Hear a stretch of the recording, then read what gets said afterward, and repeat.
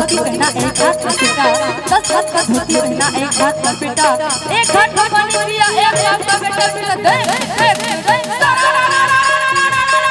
भैया जी सारा आज कहां के है भोले बाबा कहां के है भोले बाबा कहां की भैया काली कहां मती शंकर मैया भारी भारी पेड़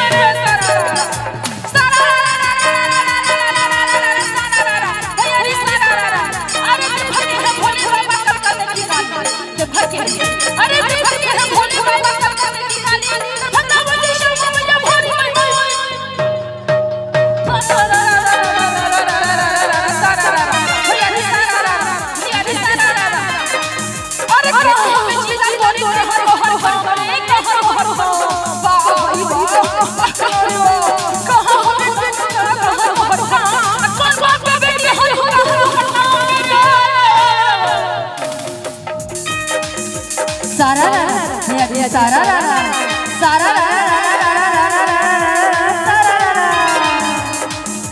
बच्चे रहना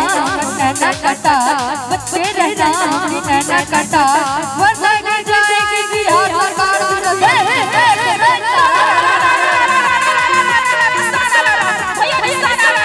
अरे ले बचाई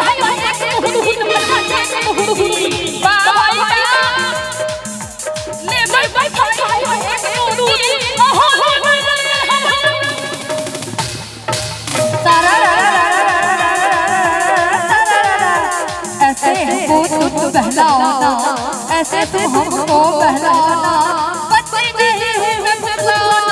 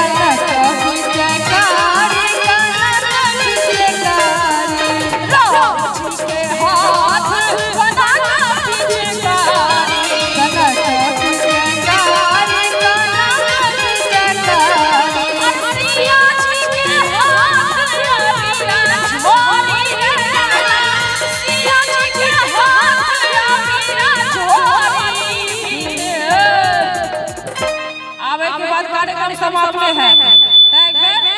हाथ उठा दियो सब गोटे एना नहीं झूम का ताली बजाओ अच्छा भइले एक कंदा सुर बोला